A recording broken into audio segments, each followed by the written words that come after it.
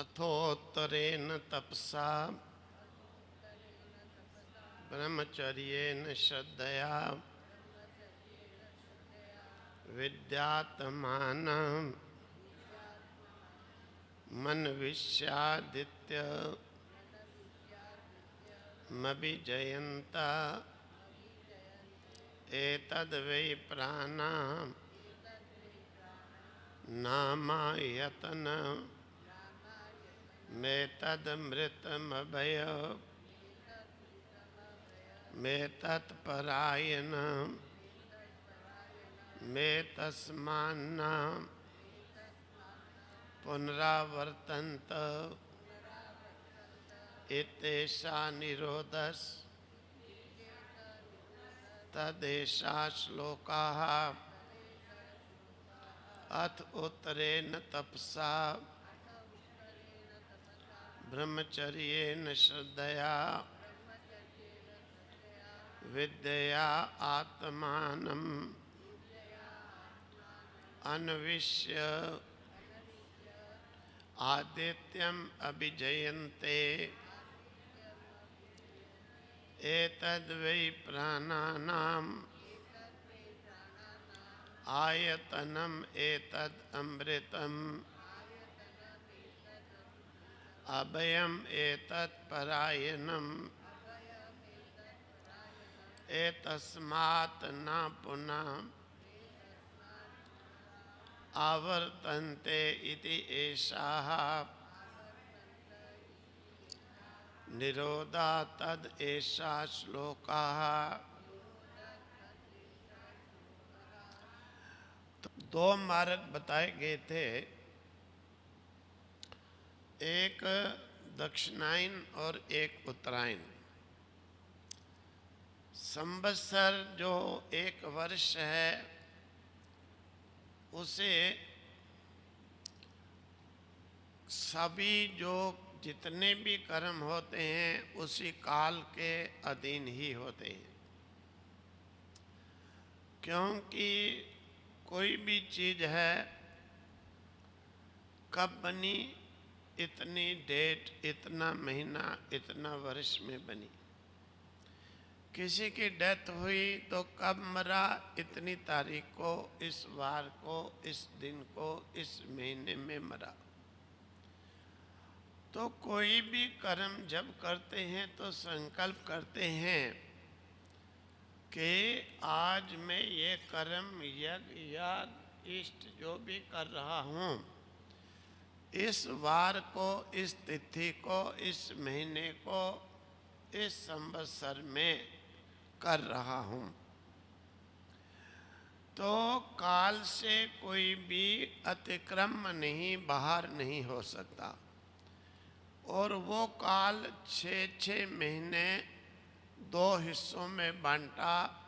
जब सूर्य दक्षिणायन की तरफ चलता है तो उस समय उसे कहा दक्षिणायन, और जब सूर्य उत्तर की ओर चलता है उस समय उसे कहा उत्तरायण।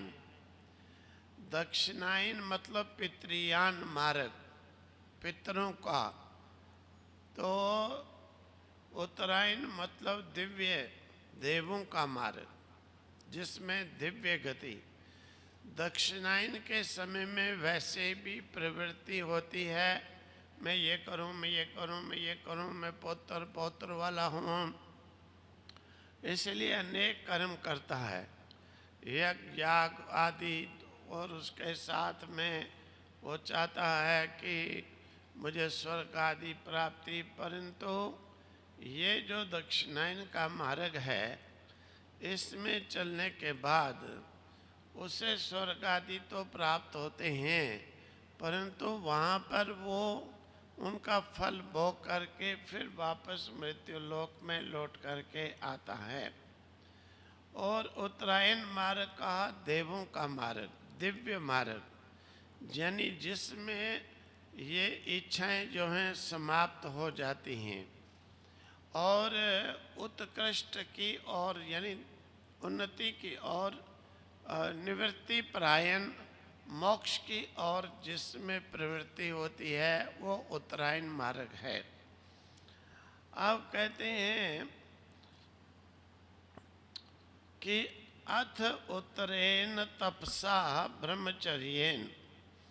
दक्षिणायन का तो वर्णन हो गया कि कर्म करो, बावड़ी कुआं तड़ाक आदि बनाओ, यज्ञ करो, याग करो, स्वर्ग आदि जाओ और वापस लौट करके मृत्यु लोक में आओ, फिर यहाँ पर कर्म करो, फिर जाओ। तो अब उत्तरेन मार्ग का वर्णन करते हैं। उत्तरेन तपसा, उत्तर मार्ग के द्वारा।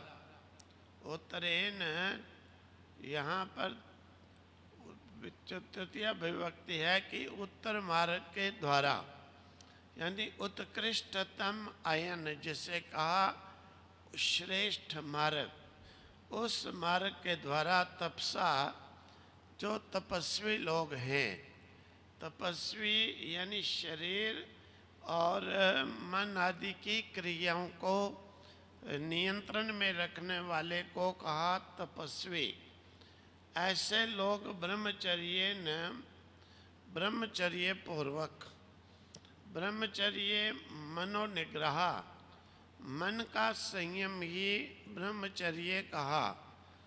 तो उत्तरायण मार्ग वाले क्या करते हैं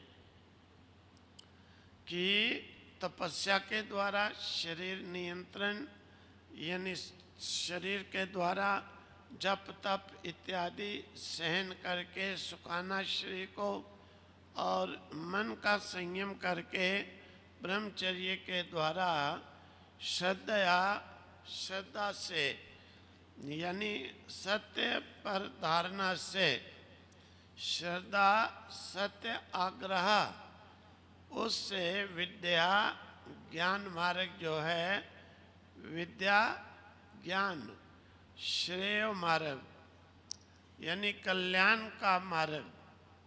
विद्या कहा कल्याण का मार्ग, क्योंकि बिना विद्या के अविद्या की निवृत्ति नहीं मानी गई, और बिना अविद्या की निवृत्ति के ज्ञान की स्थिति भी नहीं हो सकती।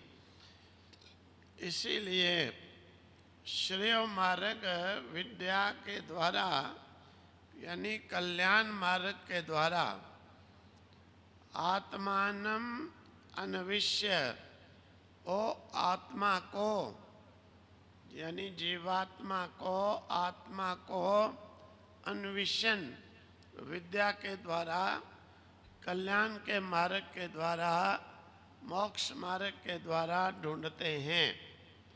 यानी आत्म साक्षात्कार करने के लिए ज्ञान को धारण करते हैं।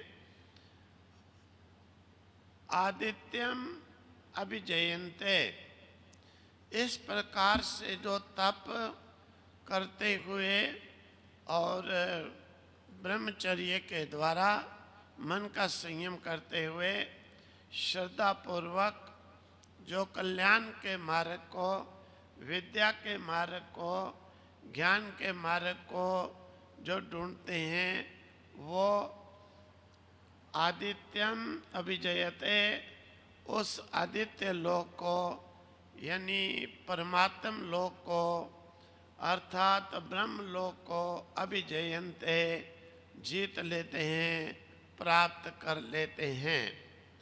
एतद वही प्राणानाम, यही जो ब्रह्म लोक है, ये जो आदित्य लोक है, यही प्राणानाम आयतनम, प्राणानाम मतलब प्राणियों का, जीवन प्रद जो शक्तियां हैं, जो जीवित हैं, ऐसे प्राण जिसमें हैं वो प्राणी है।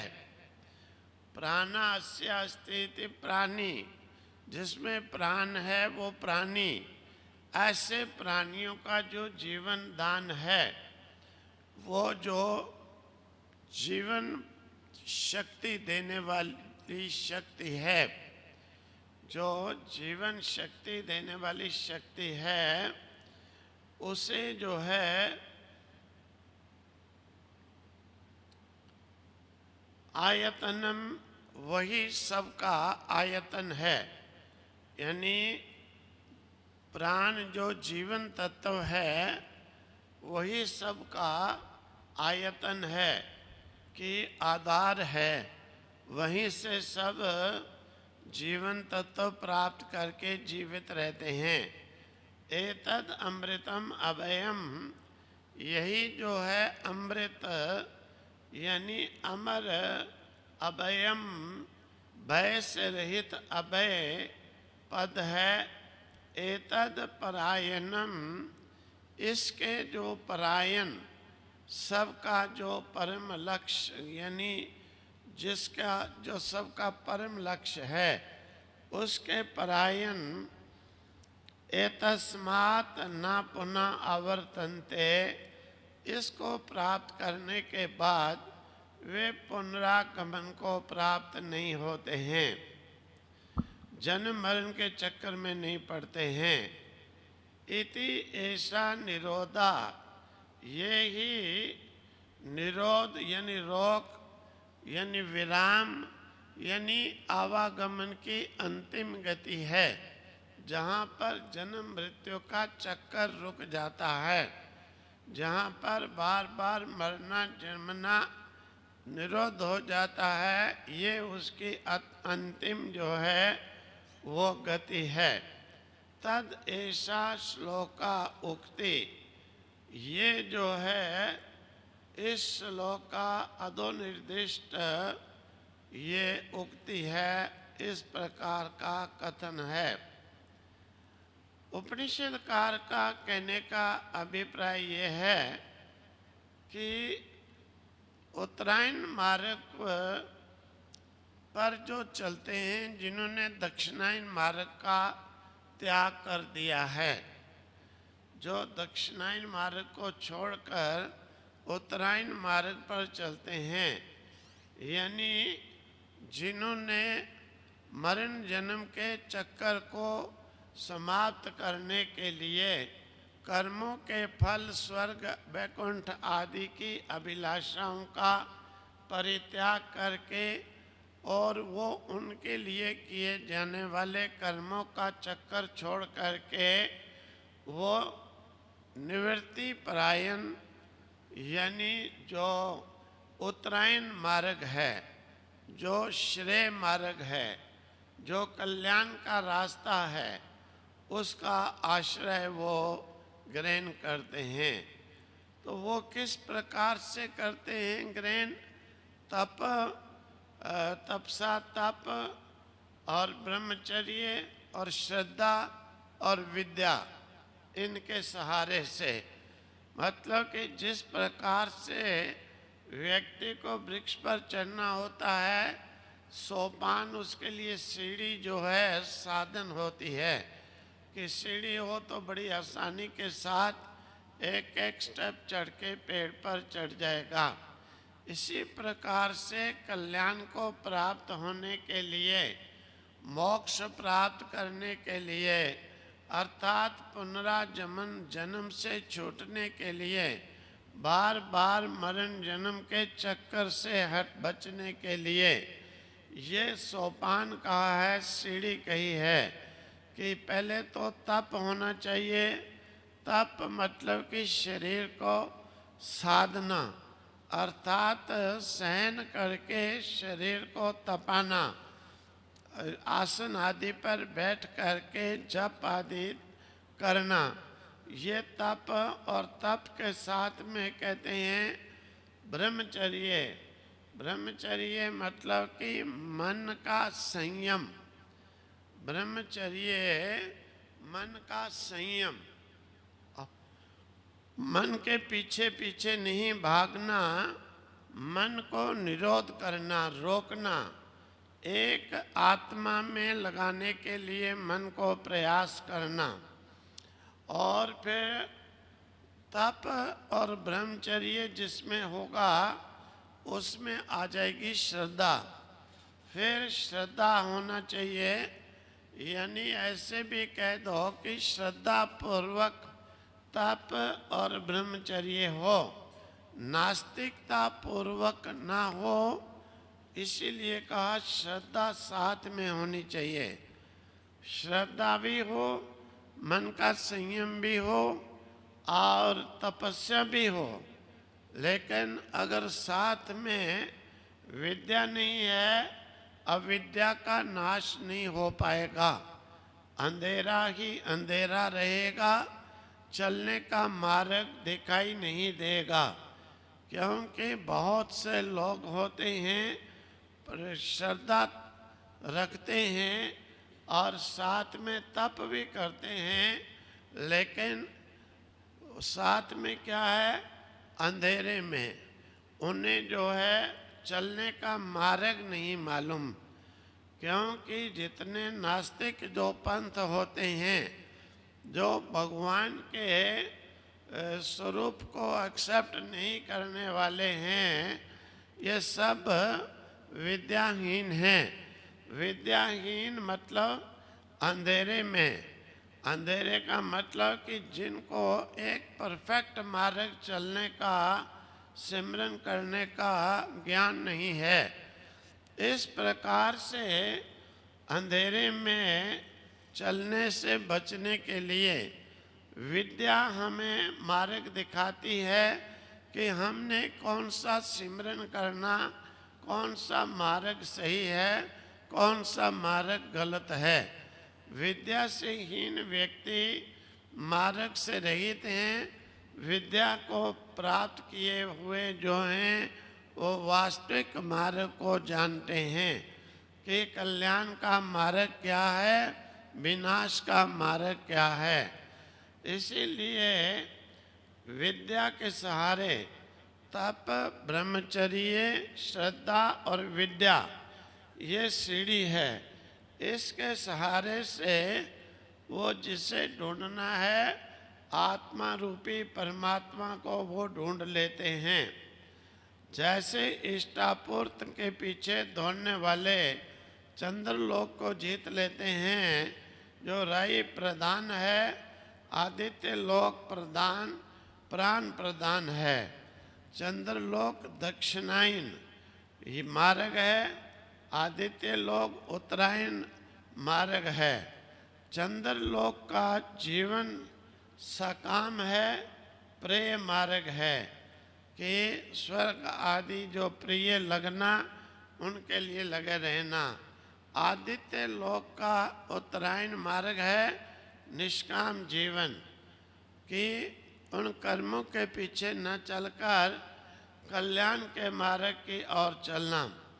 आदित्य लोक उत्तरायण मार्ग आत्मा को ढूंढने का मार्ग है, यानी जिधर से ये प्राण शक्ति चली है, जहाँ से ये आत्मा सर्वत्र व्यापक सबको जीवन तत्व दान दे रहा है, तो उस ओर चलना। ये मार्ग ऐसा है कि जिधर प्राण शक्ति मनुष्य को खींचती है, चाहे वो उधर चले चाहे न चले। अमृत मार्ग जो है अभय मार्ग, जिसमें कोई भय है ही नहीं, यानी मृत्यु आदि का भय नहीं है, यही जो है वास्तविक में अभय मार्ग है। यही परम मार्ग है। परम मतलब कि सबसे श्रेष्ठ मार्ग है। अन्य मार्ग सब जो हैं भटकाने वाले हैं, डर देने वाले हैं। जैसे वैकुंठ आदि को भी, स्वर्ग आदि को प्राप्त भी हो जाए, डर बना रहता है। जैसे जय विजय को नीचे धकेल लिया, वैकुंठ से भयभीत हो गए, दुखी हो गए, हम मृत्यु लोक में जा रहे हैं। स्वर्ग आदि से जब गिराने लगते हैं तो तब भय उपस्थित हो जाता, अरे हम नीचे गिर रहे हैं। तो जिसमें भय नहीं है, वो ये आत्मा का मार्ग है, वो भटकाने वाला मार्ग नहीं है। अन्य जितने मार्ग हैं सब भटकाने वाले हैं। केवल जो है उत्तरायण यानी आत्मा की और कल्याण वाला निवृत्ति परायण मार्ग ही वास्तव में भटकाने से रहित है। इस सीधे रास्ते पर है नचिकेता, जो चला जाता है वह लौट कर नहीं आता। अन्य मार्गों पर है कबंदी। पिपलाद ऋषि कबंदी को उपदेश दे रहे हैं, जो इस मार्ग पर लौट कर नहीं आता। अन्य मार्गों पर चलने वाले सभी भटक जाते हैं, परंतु यहाँ पर इस मार्ग पर चलने वाले भटकते नहीं। वो लौट करके जन्म मरण के चक्कर में नहीं आते हैं, क्योंकि नियम है जो भटकेगा वही तो लौटेगा, जो भटकेगा नहीं लौटेगा क्यों।